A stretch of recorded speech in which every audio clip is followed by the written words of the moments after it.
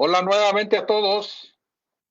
Vamos a continuar con estas charlas del verano 2024 del grupo de potencia de la Unidad Guadalajara, el Sinvestaf. En esta segunda charla tenemos la presencia del maestro Francisco Javier Arizaga Ayala, ¿verdad? Dentro del tópico de electrónica de potencia también. Él trabaja sobre un transformador electrónico de potencia y en esta ocasión nos va a presentar algunos detalles del diseño de del transformador de alta frecuencia multipuerto que va como una parte esencial de un transformador electrónico. Entonces, el maestro Francisco Javier Arizaga Ayala es estudiante de doctorado en esta unidad y pues lo que nos presentará será un avance de las cosas que ha estado haciendo últimamente relacionados con este transformador multipuerto de alta frecuencia. Pues sin más, los dejo con el maestro Arizaga Ayala. Muchas gracias y adelante, por favor. Muchas gracias, Doc, con la presentación. Bueno, pues el día de hoy voy a presentarles básicamente cuál es el diseño óptimo que he encontrado para un transformador de alta frecuencia que se utiliza en convertidores multipuertos, que posteriormente será utilizado en un transformador electrónico de potencia. La presentación básicamente está dividida en una pequeña introducción de qué es el transformador electrónico de potencia, los convertidores que se utilizan para este tipo de aplicaciones, las características de mi convertidor y de mi transformador, algunos casos de estudio que estamos realizando, el estudio en elemento finito, vamos a hablar también sobre los resultados experimentales y las conclusiones que se tuvieron. Bueno, para empezar, vamos a definir qué es el transformador electrónico de potencia. Básicamente se le conoce como transformador electrónico de potencia o transformador de estado sólido porque utiliza la electrónica de potencia o la electrónica de estado sólido. Me refiero a interruptores IGBT o interruptores MOSFET. Es decir, que un transformador electrónico de potencia básicamente está compuesto de eso, de lo que es la electrónica de potencia. La aplicación básica de este transformador es, al igual que que un transformador convencional, es transferir energía de un extremo a otro. En este caso, vamos a ejemplificar esta imagen donde se tiene una red de corriente alterna que se conecta a un transformador electrónico de potencia. Este básicamente se va a dividir en tres etapas. Una etapa donde se hace una rectificación, después un convertidor de DC y por último un inversor. En esta imagen podemos ver que la señal de corriente alterna que entra básicamente tiene una frecuencia de 60 Hz o la que encontramos en la red. Después de ser rectificada entra el convertidor. Este convertidor tiene la característica de que la transfiere o más bien la convierte en una señal de corriente alterna pero de alta frecuencia. En este caso se puede ver una señal cuadrada que oscila con mayor rapidez que la señal de entrada. Esta se conecta mediante un transformador de alta frecuencia o también se le conoce como transformador, digo, como enlace magnético de alta frecuencia, que posteriormente transfiere esta señal de alta frecuencia a otro extremo, donde pasa a una etapa de rectificación y luego a una etapa de inversión para volver a tener la corriente alterna de inicio. Y de esta forma transferir lo que hay de la entrada a la salida. ¿Qué diferencia existe entre un transformador convencional? Pues que este proceso lo podemos hacer de forma bidireccional, es decir, que si la carga fuese una fuente, puede transferir esa energía hacia la red y la red, pues obviamente transfiere la energía hacia la carga. Entonces, básicamente, esto es lo que es el transformador electrónico de potencia o transformador de estado sólido. Eh, ¿Por qué es importante el transformador electrónico de potencia? Porque podemos hacer una integración de redes, es decir, podemos integrar en eh, un solo clúster, corrientes alternas, corrientes directas, podemos integrar energías renovables como generadores eólicos, paneles solares. ¿Y cuál es la idea? De que si alguno de estos fallas, pues tener autonomía, es decir, que si en algún dado caso nuestra red sea falla, pues en automático la potencia suministrada puede ser dada por un generador eólico o paneles solares. ¿Qué ventajas tiene el transformador electrónico potencia en comparación con el convencional?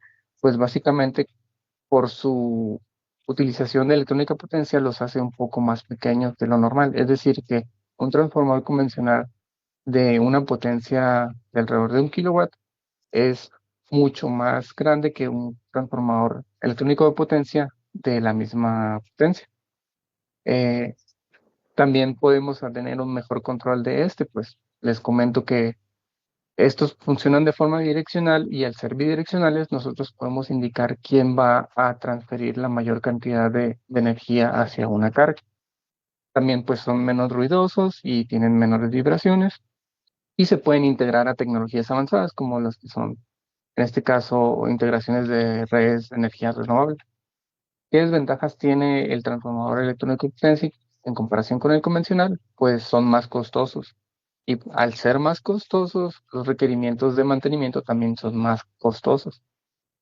También como utilizan electrónica de potencia y esta pues, básicamente necesita disipación, necesitamos que nuestro dispositivo esté debidamente refrigerado. Y a su vez, pues también, como ya les mencionaba, utilizan este tipo de tecnología, también los hace un poquito más complejos de fabricar y de diseñar. Si podemos ejemplificar una aplicación del transformador electrónico de potencia, podemos usar esta imagen que está por aquí. Por ejemplo, está utilizando un vehículo eléctrico. El vehículo eléctrico lo podemos utilizar durante el día, llegar a nuestro trabajo, hacer nuestras labores, terminamos de trabajar, regresamos a nuestra casa y las baterías del automóvil todavía tienen energía suficiente, podemos conectar nuestro automóvil a la red eléctrica de la casa y con esto disminuir un poco lo que es el pico de demanda que ocurre más o menos como a las 6, 7 de la tarde. Con esto nosotros vamos a utilizar la energía que nos sobra de las baterías para suministrar a la casa un momento. Ya por la tarde-noche, que ya no estemos utilizando la energía y que las baterías ya hayan hecho su trabajo, pues volvemos a conectar el vehículo y lo cargamos durante la noche. Y en el día, pues el vehículo otra vez tiene la energía para poder transferirnos hacia nuestro trabajo y poder repetir el ciclo. Entonces, cabe mencionar que pues esto lo hace de forma bidireccional. Cargamos la batería y descargamos la batería. Entonces, una aplicación que puede ejemplificar lo que hace un transformador electrónico de potencia, pues es eso. Para hablar sobre esto, pues necesitamos enfocarnos en lo que es el convertidor. Básicamente el convertidor es como el cerebro del transformador. ¿Por qué? Porque es el que va a decidir hacia dónde se controla la energía. Típicamente se utiliza el convertidor de dos puentes activos. Se llama dos puentes activos porque está compuesto de un puente que tiene cuatro interruptores. Esto que está aquí es un puente activo y este que está acá es otro puente activo. Entonces el nombre de doble puente activo o dual active bridge viene de estos dos fuentes. Básicamente necesitamos una fuente de energía de DC, por eso les decía que la primera etapa es una rectificación. Tenemos un bus de DC y el puente activo, que son los cuatro interruptores. Pueden ser MOSFET o pueden ser IGBT. Estos se van a encargar de hacer una conmutación y tener una señal cuadrada para transferirla mediante el enlace magnético de alta frecuencia o el transformador de alta frecuencia. Posteriormente, bueno, si vemos, de aquí pasa de DC a AC, pero en alta frecuencia, es decir, que el puente funciona como un inversor. Después de transferir la energía hacia el otro puente, este puente funciona como un rectificador que va a rectificar la señal de corriente alterna en alta frecuencia a un bus de DC y suministrarlo una carga. Ahora, ¿cuál es la operación o cómo es el funcionamiento del DAP? Básicamente, como les decía, son dos señales cuadradas de alta frecuencia, entonces podemos modelar una señal cuadrada de este lado de la fuente y una señal cuadrada del lado de la carga, porque al final es lo que le llega. Y esto se va a enlazar mediante una inductancia de fuga. La inductancia de fuga nos va a ayudar a transferir la energía entre un extremo a otro. Si nosotros aplicamos las leyes de Kirchhoff para este circuito, vamos a tener estas ecuaciones donde al final nos resulta que la diferencia de la corriente con respecto al tiempo va a ser la diferencia que exista entre los dos voltajes en un momento dividido entre la inductancia de fuga. Por ejemplo, en este caso tenemos que B1 es positivo y B2 es negativo. Entonces, si hacemos una diferencia, vamos a tener un valor de BAB positivo menos BCD que es negativo. Entonces vamos a tener un valor muy grande. Dividido entre la corriente vamos a tener una pendiente muy grande. Y aquí en este caso se puede ver que la diferencia pues, es más chica, dividido entre la inductancia, perdón, se convierte en una pendiente muy pequeña. Entonces, básicamente nosotros vamos a controlar la corriente, la forma de la corriente con respecto a este desfasamiento que existe entre dos señales. Si nosotros desfasamos más el azul con respecto a la roja, la corriente va a ser mucho más grande. Si la empezamos a hacer más pegadita a la roja, la corriente va a ser más pequeña. Entonces, esa básicamente es la idea de la operación del DAP. En este caso, nosotros estamos hablando de convertidores de múltiples puertos. ¿Por qué se llaman de múltiples puertos? Porque en vez de tener dos puentes activos, pues pueden tener más puentes activos. En este caso, tenemos un convertidor de múltiple puerto, pero que tiene tres puertos activos. También lo podemos llamar TAP o Triple Active Bridge. Es la misma operación, solo que es un poquito más complejo de controlar, porque en este caso son tres señales las que se están desfasando. Entonces, para trabajar en esto necesitamos encontrar un modelado de este circuito que se basa básicamente en cuál es el voltaje de entrada, el bus de DC de entrada, cuál es la resistencia del devanado, la inductancia de fuga que existe en el primario, perdón, la resistencia del devanado del secundario y la resistencia del devanado del secundario 2, es decir, podemos llamarlo secundario 2 y secundario 3, y sus inductancias de fuga. Y a su vez, pues ya tenemos las cargas. Bueno, para este ejemplo nosotros vamos a trabajar con un convertidor que tiene estas características o esta descripción, que básicamente opera a 110 volt pico pico, tiene una corriente máxima de 6.37 amperes. El voltaje S máximo va a ser de 470 volts en DC y el bus de DC es de 220 microfaradios. Este puede operar en frecuencias de 10 hasta 100 kHz, pero para esta presentación vamos a hablar nada más sobre operaciones de 10 kHz. Y el interruptor que utilizamos es un MOSFET. Para hacer el control de la potencia, nosotros vamos a observar esta imagen. En esta imagen podemos ver que dice, la potencia 1 puede ser suministrada hacia la potencia 2, pero como hay una flecha que va de izquierda a derecha y de derecha a izquierda, nos indica que también el puerto 2 o la potencia 2 puede suministrar potencia al puerto 1. Por eso les mencionaba que este convertidor o este transformador tiene la característica de que es bidireccional, es decir, puede transferir de un lado a otro. Perdón, para ejemplificar, eh, por ejemplo, la potencia 1 tenemos que va a ser la suma de lo que potencia 2 y potencia 3 le suministra, es decir, que potencia 3 y potencia 2 van a transferir energía hacia el puerto 1. Entonces, si queremos saber lo que va a pasar en puerto 3, pues va a ser básicamente lo mismo, lo que pase de 1 a 3 y de 2 a 3. La fórmula para encontrar cuál va a ser la potencia de la de salida va a ser esa que vemos aquí. Este hace hincapié únicamente a lo que va a ser la potencia 2 y esto lo que va a ser la potencia 3. Entonces, básicamente lo que cambian son los términos, es decir, el voltaje que hay en la entrada y el voltaje que hay en el secundario 2, el voltaje que hay en la entrada y el voltaje que hay en el secundario 3, y el desfasamiento que va a haber en el secundario 2 y el secundario 3. Por otra parte, acá abajo tenemos lo que es la frecuencia de conmutación con la que se está trabajando y el valor de la inductancia de fuga. Entonces, los parámetros importantes aquí son la conmutación, a qué frecuencia vamos a conmutar, qué valor de inductancia de fuga tiene cada uno de los devanados y el desfase que hay entre las señales. Entonces, valores fijos, la frecuencia la vamos a fijar en 10 kHz, la inductancia la vamos a medir. Esos valores también los vamos a tener fijos y lo que vamos a estar modificando en el control es el desfase. Para este proyecto o para estos resultados no se tiene el control. Es decir, se hizo la optimización únicamente para cuando es el valor más bajo de desfase y cuando es el valor más alto. Todavía no existe control en estos resultados. Entonces, ¿por qué es importante aclarar esto? Pues porque vamos a enfocarnos en lo que es la inductancia de fuga. Entonces, vamos a modificar ese parámetro de alguna forma para suministrar más potencia o ver si podemos alcanzar una mayor potencia. Las características que va a tener el puro núcleo, es decir, el puro transformador de alta frecuencia o el enlace magnético de alta frecuencia son las siguientes. Las características anteriores eran para el convertidor en general. Esto es únicamente para el núcleo geométrico me refiero. Este es un núcleo geométrico que es de este modelo.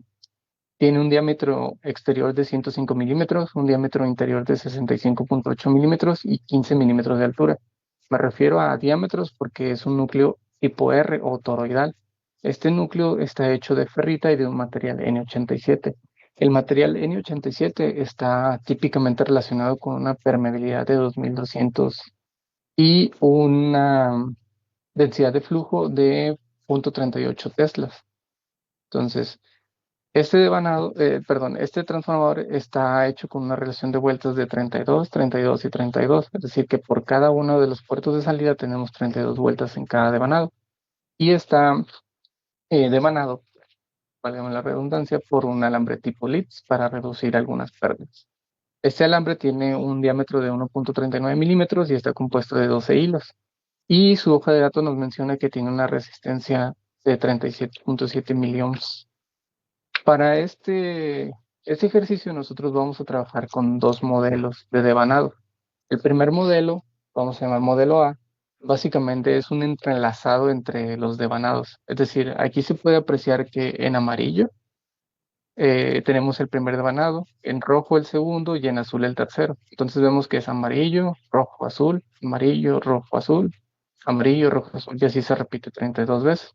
El segundo modelo, que es el modelo B, tiene únicamente el color amarillo al principio, luego rojo y luego azul. Entonces, el modelo A es un modelo donde se tiene los devanados entrelazados entre sí, y el modelo B podemos decir que tiene el primer devanado, el secundario y el tercero. Entonces, para dejar más claro esto, se muestra aquí en imagen cómo es el devanado de cada uno. En el modelo A se ve que están tres hilos juntos, separados, tres hilos juntos y luego otra vez separados y así sucesivamente 32 veces. En el lado B, pues tenemos lo que es el primario, el secundario 2 y el secundario 3. Entonces, espero haya quedado claro esto y tenemos dos modelos, el A y el B. Entonces, vamos a proceder a encontrar o calcular la inductancia de fuga o los parámetros importantes de cada uno de los devanados. En este caso tenemos que la inductancia de magnetización es de 3 miliohms aproximadamente, 3 milihenrios para cada uno, ya sea para el modelo A o para el modelo B. La inductancia de fuga sí cambia. La inductancia de fuga es 1.41 para el modelo A y 68.79 microhenrios para el modelo B. Básicamente cambia porque el devanado es distinto, es decir, entre el modelo A y el modelo B existe un mejor acoplamiento magnético o una menor inductancia de fuga cuando se entrelazan los devanados. En cambio, el otro pues nos da una mayor inductancia de fuga. ¿Qué efecto nos da esto? Si recordamos la ecuación, como la inductancia de fuga es parte del denominador, pues al tener un valor más pequeño tendremos una potencia mucho más grande. Y en el caso de las resistencias que medimos, nos dan un valor más o menos aproximado, es decir, parecido entre los dos modelos. Además de tener estos dos modelos, trabajamos dos casos. El caso de estudio 1 es básicamente una fuente de entrada y dos cargas. El caso de estudio 2 es una fuente de entrada, una carga y el secundario 3 también tiene una fuente de entrada. Es decir, que nosotros esperamos que una fuente suministre dos cargas y en el otro caso es que dos fuentes suministren una carga y vamos a ver qué comparaciones hay entre ellas.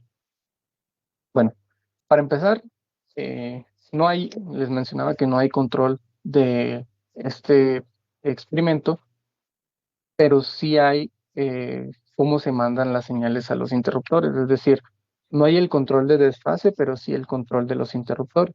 En este caso, nosotros vamos a mandar las señales de esta forma. Por ejemplo, para el primer caso tenemos que el S1 o el MOSFET 1 va a estar encendido y también S4, es decir, tendríamos este caso donde está S1 y S4. De esta forma tendríamos un voltaje positivo de la señal de entrada. Para este ejemplo tenemos una fuente de 220 y por lo tanto la amplitud es 220. Para el siguiente caso tenemos que el MOSFET 1 está encendido y el MOSFET 3 está encendido, es decir, que los dos de arriba están encendidos. ¿Qué provoca esto? Que el siguiente valor de la conmutación sea cero. Y el siguiente, perdón, es cuando S2 y S3 están encendidos, que provoca esto que está acá, S2 y S3, un valor negativo de voltaje de la misma fuente. Y de nuevo, otra vez tenemos que S2 y S4 siguen encendidos. Ay, perdón. Siguen encendidos, lo que provoca que tengamos una conmutación en cero. Bueno, entonces, ¿por qué estoy explicando esto? Porque básicamente les decía al principio que es un desfase de señales cuadradas.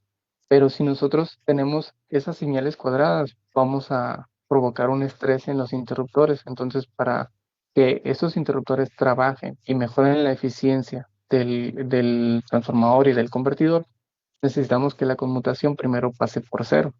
Es decir, necesitamos que pase de positivo, cero, negativo, negativo, cero, positivo.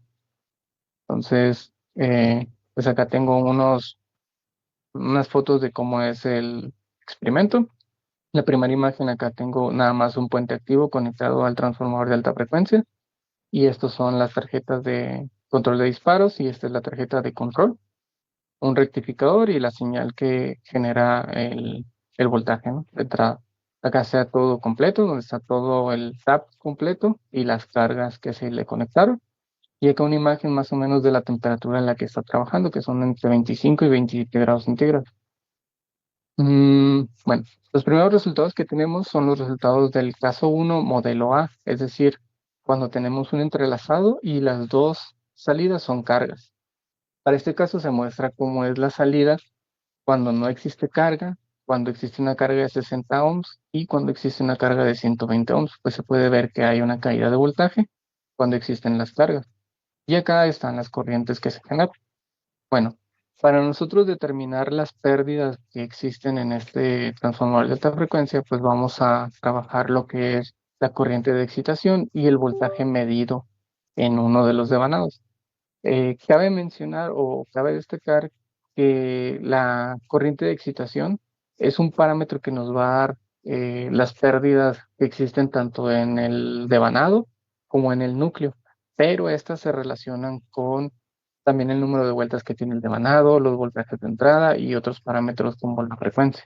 Entonces, con esta ecuación nosotros vamos a aproximar esos valores. Tenemos que, para encontrar las pérdidas en el núcleo, del 1 al 2, pues vamos a tener una relación de vueltas de 32 a 32, la corriente de excitación medida y el voltaje medido en ese punto. Pero como nosotros estamos trabajando números de vueltas iguales, pues podemos hacer que nuestra ecuación haga que la relación sea igual a 1. Entonces nos quedaría esta ecuación de aquí abajo. Y como el voltaje 3 y el voltaje 2 teóricamente deberían ser iguales porque tienen el número de vueltas exactamente igual, pues no hay una caída. Entonces podemos aproximar estos dos como un voltaje medido y tenemos al final esta ecuación. En esta ecuación, nosotros vamos a nombrar a la corriente de excitación como aquella corriente que hay en el primario cuando no existen cargas en el secundario. Entonces, ¿cómo vamos a determinar esa corriente cuando sí existen cargas en el secundario? Bueno, vamos a utilizar la siguiente fórmula donde nos dice que la corriente de excitación va a ser igual a la corriente del primario menos la corriente de los secundarios dividida entre el número de vueltas. Y de esta forma vamos a aproximar las corrientes de excitación cuando hay cargas de 60 y de 120. Acá se muestra la corriente de excitación del primer caso, que es el caso uno, y el modelo A, cuando no hay carga, cuando hay una carga de 60 y cuando hay una carga de 120. Entonces se puede ver que son aproximadamente iguales. Y estos parámetros los vamos a utilizar para encontrar las pérdidas en el núcleo. Para el caso 2 modelo A, pues lamentablemente no se pueden tener resultados porque debido a la impedancia que tiene este modelo, básicamente nos da una eh, impedancia inductiva de 90.47 miliohms. Al final nos da una impedancia total de 0.120 ohms con la resistencia del devanado a 10 kilohertz. Y si nosotros aplicamos la ley de Ohm para la corriente cuando se suministra una fuente en el tercero o en el devanado 3, tenemos una corriente muy, muy alta que supera los 6.37 que tiene como máximo el transformador de alta frecuencia. Y en el caso contrario, cuando tenemos el modelo B, pues ya tenemos una corriente mucho menor, que aún sigue superando lo máximo, pero no estamos necesariamente trabajando en este rango. Entonces, cuando yo intentaba conectar este modelo, pues la fuente automáticamente me arrojaba la mayor cantidad de corriente que suministra y pues quemaba el fusible. Por esta razón no hay resultados para este caso. Entonces, si nos pasamos al caso uno pero con el modelo B, pues acá tenemos igual las formas del voltaje cuando no hay carga, cuando hay carga 60 y cuando hay carga 120. Y del otro lado, pues sus corrientes. De igual forma, acá tenemos la corriente de excitación, que en teoría deberían de ser muy parecidas porque eh, se, se acercan pues con las fórmulas que les comentaba. Y para acá tenemos lo que es el caso 2, un modelo B, que sí se pudo conectar. En este caso les mencionaba que sí se puede conectar. Aquí a primera impresión, pues podemos ver que existe una pequeña señal que también es ahora sí que cuadrada, pero que pertenece al voltaje 3. Es decir, tenemos dos voltajes, el voltaje de la fuente 1 y el voltaje de la fuente 3. Y acá tenemos las caídas cuando es de 60 ohms y 120 ohms. Y del otro lado las corrientes.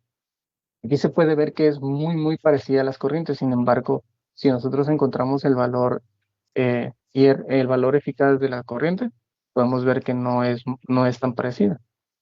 Em, Algo que olvidé mencionar es que cuando una señal de corriente tiene esta forma, es decir, que es positivo y luego un cero y luego un negativo y un cero, nos indica que es un resultado que va a ser muy eficiente. En este caso, cuando tenemos esta, también podemos aproximar más o menos que es negativo y luego un aproximado a cero, positivo, y luego un aproximado a cero y negativo. Para este caso, tenemos una diferencia muy notable, que es básicamente como si tuviera transitorios en cada uno de los movimientos. ¿Esto a qué se debe?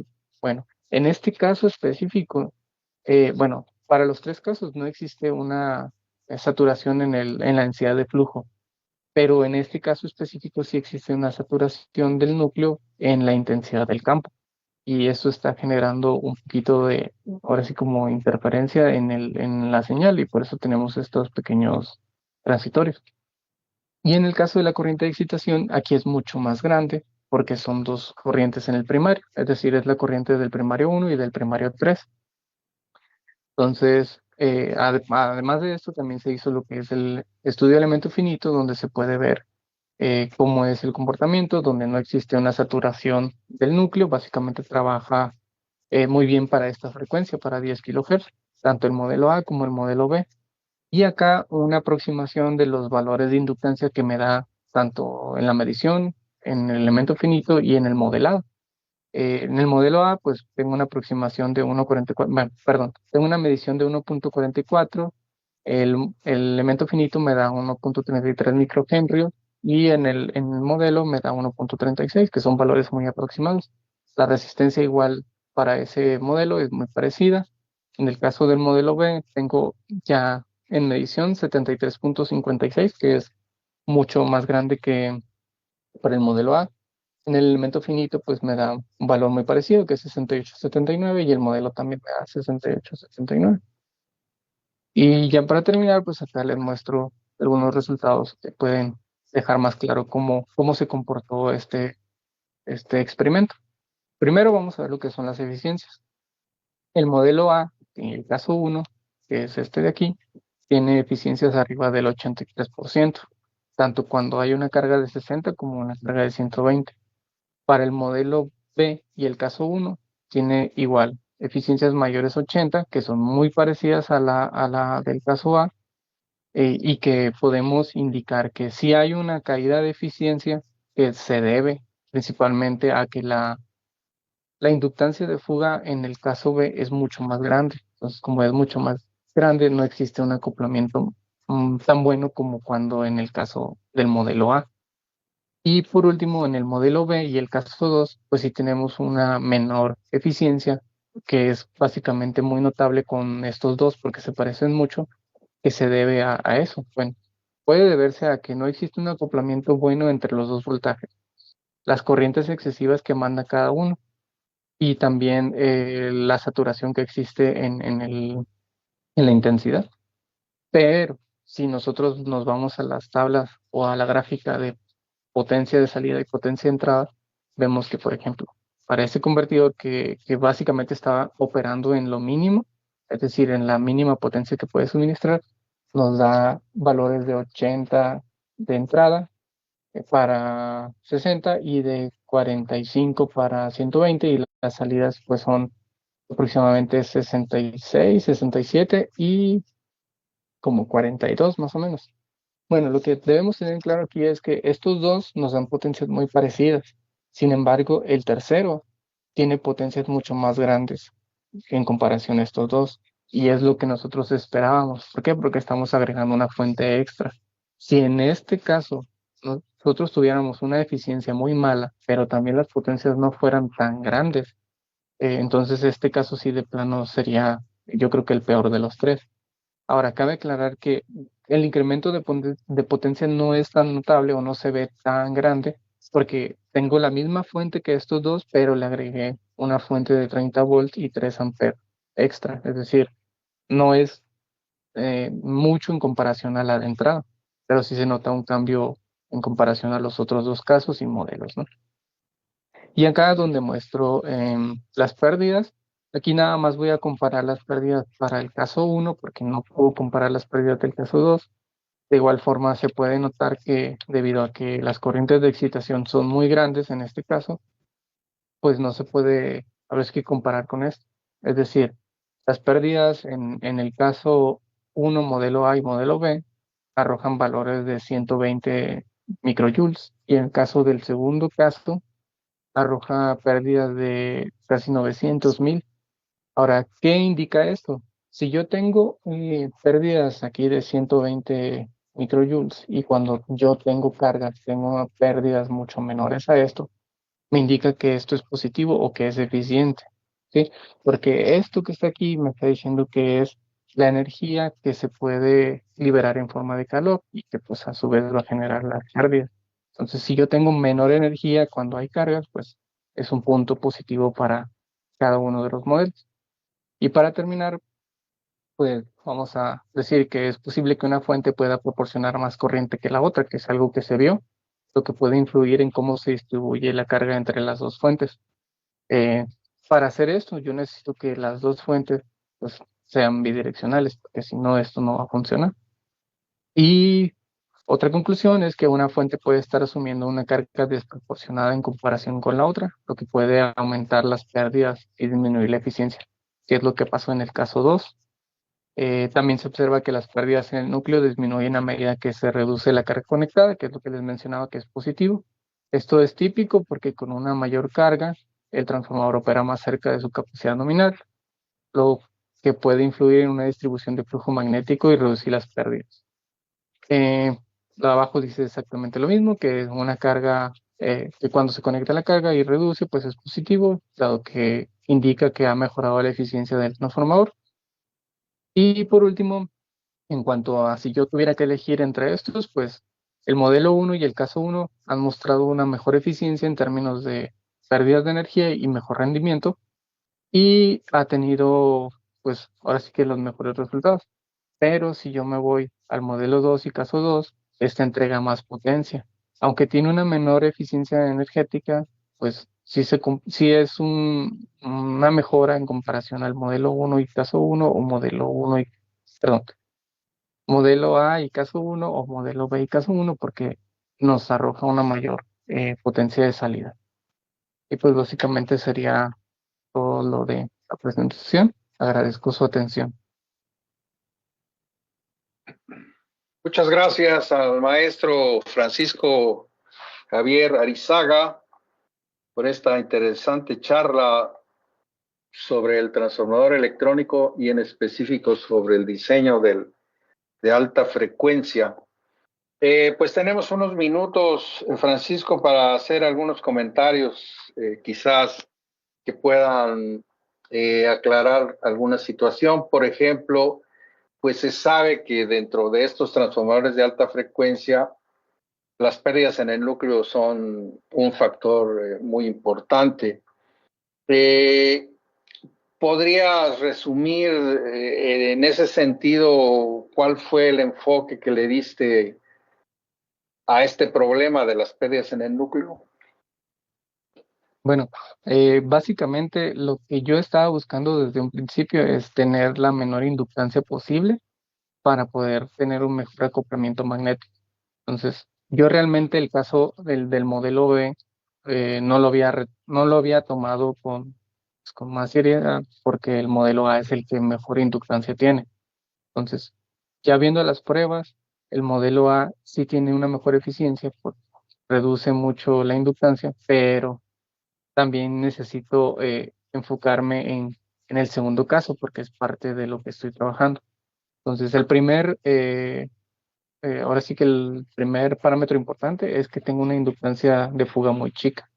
Después de eso, cuando dije, ok, vamos a buscar otra forma de hacerlo. Entonces me di cuenta que si yo dejaba en el núcleo geométrico un espacio muy separado entre los devanados, tenía más pérdidas que cuando había menos. Es decir, déjenme poner la imagen acá.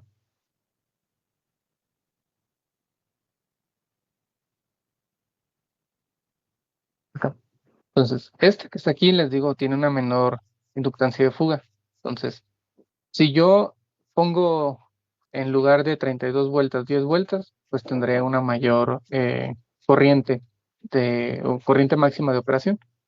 Pero si yo dejo un espacio muy grande entre cada uno de los devanados, también tengo más pérdidas. Entonces lo que yo busco es que mi núcleo esté completamente devanado y que mi núcleo tenga la menor inductancia de fuga para poder trabajar correctamente. Ok, Entonces, es básicamente eso. muy bien. Por otro lado, también se sabe que la frecuencia de trabajo, pues, traerá algunas consecuencias que podríamos llamar de elementos parásitos en capacitances e inductancias. Ujú. Aquí, cuál fue tu frecuencia de trabajo y cómo fue que la decidiste? Bueno, básicamente el utilizar leads, el alambre de leads, pues me ayuda a eliminar un poco esas pérdidas que menciono. Como son muchos hilos devanados entre sí, el efecto piel no es ahora sí que tan grande como cuando se usa un devanado normal. En este caso, yo puedo trabajar con frecuencias de 10, 50 o hasta 100 kilos. Trabajan muy bien, de hecho la eficiencia de 10 y de 50 son muy parecidas. La de 100 ya es muy distinta a las demás, es menor, pero también me da un efecto negativo porque entre más frecuencia, pues menor potencia voy a tener. Y básicamente lo que quiero es que mi transformador pueda competir con un convencional, entonces no me conviene irme hacia arriba y tampoco con lo que les decía de las inductancias. Entonces, opera muy bien en 10 y hasta 55 kilohertz, que es lo que he probado hasta ahorita. Ok. Eh, Finalmente, eh, dentro de la posibilidad de ampliar el manejo de potencia en el transformador, pues este es un prototipo que estás trabajando. Eh, ¿Qué visualizarías como las dificultades más complicadas para manejar mayores cantidades de potencia? Bueno, primero, pues, si se trabaja déjame regresar, con clusters, es decir, que aquí en vez de tener un solo puente activo, tengo otro en esta forma, es decir, lo pongo en serie con la fuente o en paralelo junto con eso, pues incremento más el voltaje de entrada. En este caso, yo les mencionaba en la tabla de descripción que este tiene un boost de ese máximo de 470. ¿Por qué? Porque esta parte de aquí de entrada nada más soporta hasta 470 volts. Pero si yo los pongo así para que mi fuente en serie tenga un mayor voltaje, pues ya puedo aumentar un poco la potencia. Este prototipo, lo máximo que me puede dar son 2500 watts. Sí, Ajá, 2500 watts. Entonces, si este prototipo me puede arrojar esas cantidades, ya teniendo esto, ahora sí que en serie con la fuente, pues puede incrementar. Pero estos interruptores de aquí, cada uno de ellos cuesta más o menos alrededor de 900 pesos. Entonces, si yo coloco más, entonces ya esto se vuelve más costoso. Por eso le decía que una de las claro, desventajas es que incrementa el precio. claro. Sí, sí, pues sigue siendo como una dificultad en las aplicaciones de electrónica de potencia, ¿no? El Ujú. costo, tanto en la charla anterior del StatCom, ahora en esta, pues son factores, es un factor el costo importante, ¿no? Sigue siendo, pues, lamentablemente. Muy bien, pues tenemos saludos de diferentes lugares. Tenemos al Tecnológico de Cuautla, que nos manda a saludar, a nuestro amigo José Lozano de la Universidad de Guanajuato, Iván Bravo, Omar Castillo, mandan saludos. Muchísimas gracias por su presencia. Pues nada más reiterar el agradecimiento aquí a Francisco Javier Arizaga Ayala, ¿verdad? Por esta charla interesante. Y recuerden compartir estos videos que están en el Facebook de la Unidad Guadalajara el Cinvestav, en el YouTube también. Compártanlos con sus amigos para que pueda difundirse este conocimiento. Y los esperamos mañana también a las 11. Tendremos 2 charlas más de esta que hemos denominado la Escuela de Verano de Potencia 2024 de la Unidad Guadalajara el Cinvestav. Muchísimas gracias. Reiterar el agradecimiento a Francisco y al ingeniero Rogelio porque hace posible estas transmisiones en Facebook. Muchísimas gracias y hasta mañana. Gracias.